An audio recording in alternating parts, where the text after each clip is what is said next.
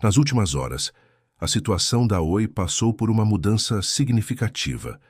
Após a decretação de falência pela 7ª Vara Empresarial, a qual provocou a suspensão imediata das ações na B3, o Tribunal de Justiça do Rio de Janeiro suspendeu temporariamente os efeitos dessa falência.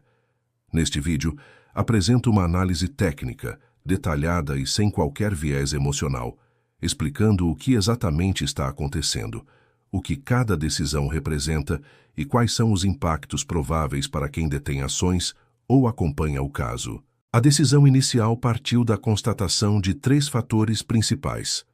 Inviabilidade econômico-financeira. Mesmo após vender a operação móvel e diversos ativos, não conseguiu gerar fluxo de caixa suficiente.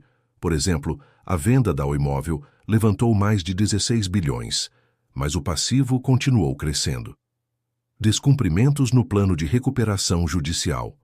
A empresa não cumpriu entregas previstas e não apresentava soluções alternativas viáveis. Isso levou o juiz a entender que o plano deixou de ser exequível. Risco operacional. Como a empresa atua em serviços essenciais, fibra e infraestrutura, existe risco sistêmico. Por isso, o juiz nomeou um administrador judicial para conduzir o processo e garantir continuidade mínima. Resultado imediato. Negociação suspensa na B3. 2 das maiores instituições credoras entraram com recurso. Argumento central. A falência não seria a alternativa mais eficiente para recuperar os valores devidos. Exemplo prático. Na falência, os ativos são liquidados rapidamente, muitas vezes com deságio elevado. Um data center avaliado em 500 milhões pode, num processo falimentar, ser vendido por 200 milhões ou menos. Isso reduz drasticamente o retorno ao credor e zeraria completamente o retorno ao acionista. Os bancos argumentaram que manter a recuperação judicial por mais tempo poderia preservar valor. A desembargadora Mônica Maria Costa decidiu suspender temporariamente os efeitos da falência. Isso não restaura automaticamente a recuperação judicial, apenas pausa a falência. Determinar o retorno dos administradores judiciais anteriores. Solicitar investigação envolvendo decisões da PINCO, atual controladora. Isso indica preocupação com governança e potencial responsabilidade por eventuais decisões que agravaram a situação. Na prática, a empresa está em um estado jurídico intermediário, com os processos sendo reavaliados. Por que continuam suspensas? A suspensão não depende apenas da decisão da Justiça, mas da clareza jurídica e operacional da empresa. A B3 normalmente só libera negociação quando há estabilidade jurídica, definição clara do regime, RJ ou falência, divulgação de fatos relevantes consistentes. Exemplo: quando a Livraria Saraiva entrou em falência, a B3 manteve o papel suspenso por longo período até publicação de pareceres técnicos e consolidação da situação.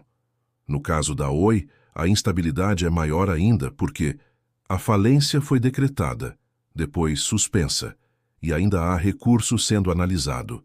Portanto, a suspensão tende a continuar. O acionista, neste momento, não pode negociar, não tem garantia de recuperação, está no final da fila de pagamentos. Exemplo de ordem de pagamento em falências. Primeiro, créditos trabalhistas, limitados. Segundo, créditos com garantia real. Terceiro, créditos tributários. Quarto, credores quirografários, incluindo bancos. Quinto, debenturistas. E por último, os acionistas, apenas se sobrar patrimônio. E quais são os cenários possíveis? Cenário 1. Falência reconfirmada. O tribunal pode concluir que a empresa não possui fluxo de caixa sustentável. A estrutura de dívidas é incompatível com qualquer plano. A venda de ativos já não preserva valor suficiente. Consequências: falência volta a valer. Ações permanecem suspensas. Possível exclusão definitiva da B3 no futuro.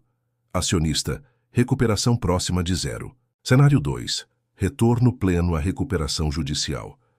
Para isso, o tribunal teria que aceitar que a falência foi precipitada, há alternativas de reestruturação, credores concordam com o novo plano. Se isso ocorrer, a B3 pode liberar negociação novamente. Entretanto, o risco permanece extremo.